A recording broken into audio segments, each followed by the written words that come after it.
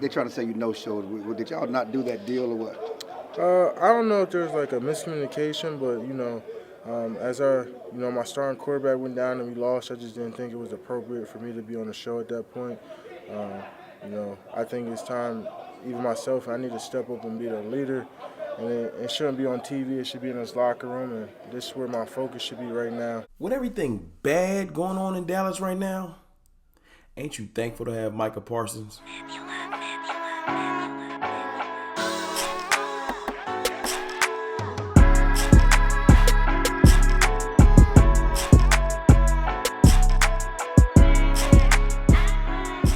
Good people, it's your boy Mr. Rome, Cowboys fan talk, right back, like I never left. What's up with y'all, man? How y'all feeling? Look, it's Wednesday. It's time to turn the page on the Buccaneers game. Even though it's painful, even though you got to learn from your trials and tribulations to move forward, it's time to move forward. I'm liking that our players is actually speaking out, but not talking like, the Bengals better watch out or nothing like that. They're taking accountability. They are dishing out critique and letting me know what they want to happen. I'm just liking that, man. I know it's been a rough week. You lose your starting quarterback, it's a rough week no matter what else happened.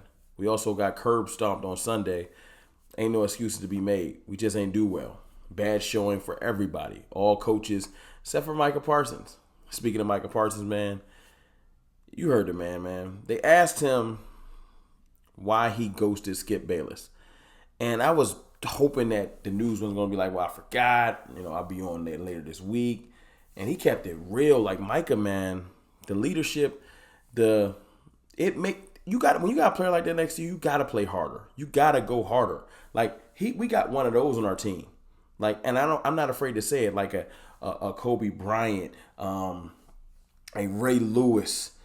Those type of players make you just play harder, because you feel like you got one of the best, or if not the best player in the league next to you.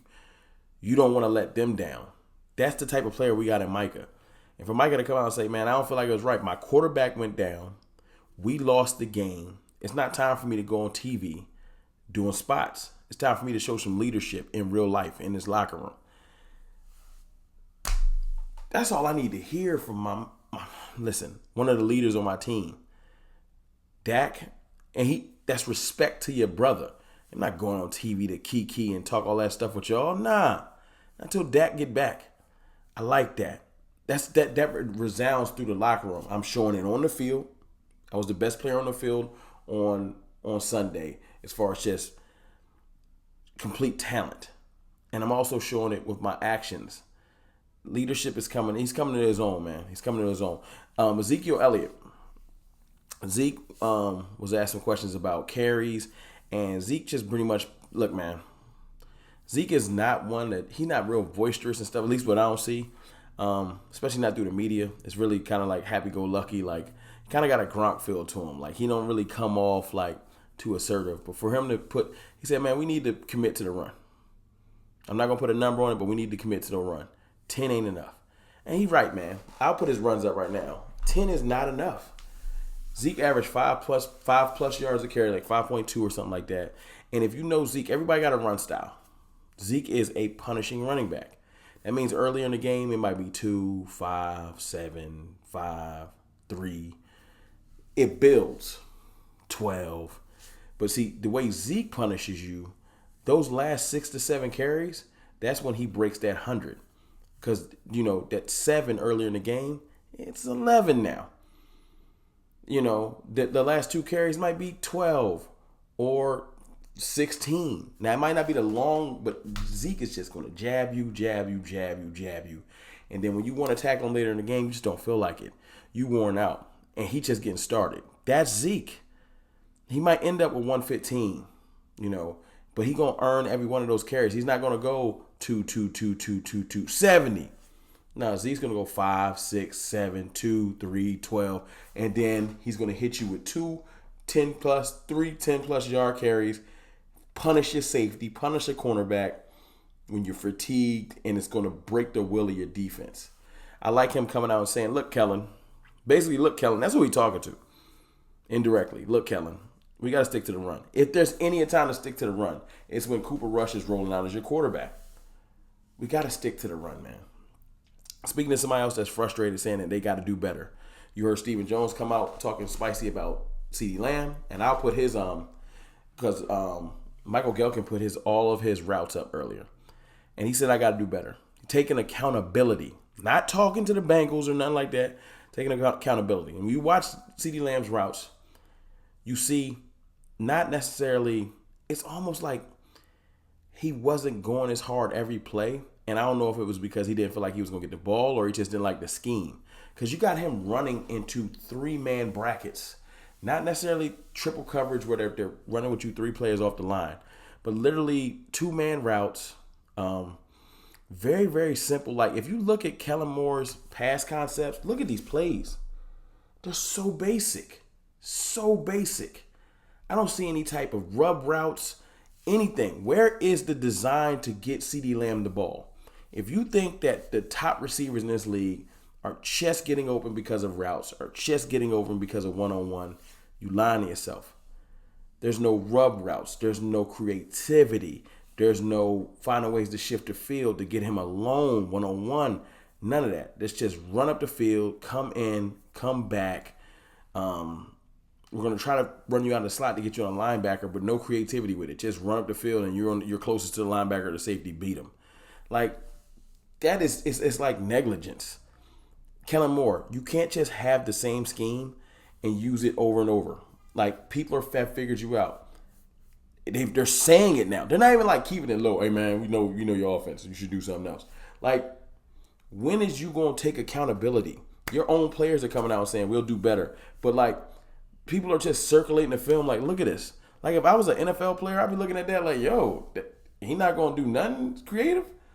I know if you got that much of a lack of talent at receiver, don't you think you would try to find ways to scheme them open?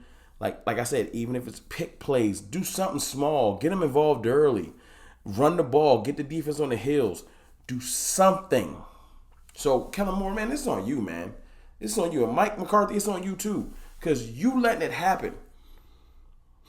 At some point, somebody got to take some ownership in there. I'm not going to let all this happen. And I'm just waiting for that. I ain't seen it yet, but I'm waiting for that. But I'm not going to be negative all day today. I'm happy about our players taking ownership. I'm happy about them speaking out finally. I'm also happy there's some good news on the way. And I know this is going to sound like whack good news to you, and you ain't going to get hype. And this is for the people that's like me. I refuse to walk around, hang my head all season. I get frustrated. I voice my frustrations. I look for solutions. That's what we doing over here. You know what I'm saying? If you CFT, you want to be part of the cartel, got them shirts on the way too. They kind of nice too. You know what I'm saying? With the CFT across the cartel going down. You're going to see. I got the shirt. I'm in the lab. I'm going to get that going real soon too. And I also want to talk to y'all about channel memberships. I might roll that out too if y'all interested. But James Washington was working out today. Finally on the field, working the cords. He's eligible to come back week 5, right? James Washington. You got Michael Gallup, who integrated in the team stuff today. He already been practicing. Not going to play this week. James Washington can't play until week 5. I think that's versus the Rams. But they are moving. This receiving core does look lackluster. It really does. But I'm telling you right now, they got a Band-Aid on it. This is what I look at it. Our team is going to hit all cylinders at the perfect time. You got Curse that is hurt, but not gone for the year. You got Dak who's hurt, but not gone for the year. It's going to almost be like we're getting an infusion of free agents mid to late in the season. And that's a good thing. McGovern is out right now. Like, we got injuries across the board in different places. Basham's hurt. But we're going to get depth and our players back in the middle to late in the season right on time. Am I saying that we can't get injured anymore? No. I'm just looking at you can't plan for injuries. I'm not a psychic like that. But what I do like is this receiving core when Dak Prescott gets back is going to look different. He's going to have CeeDee Lamb, Michael Gallup, James Washington, and then he'll have, if Jalen Tolbert can get on the field, Simi Fuhoku, whoever can emerge as the second best, maybe Noah Brown, or whoever can emerge as the second best receiver while all those receivers out are going to solidify themselves as the fourth best receiver.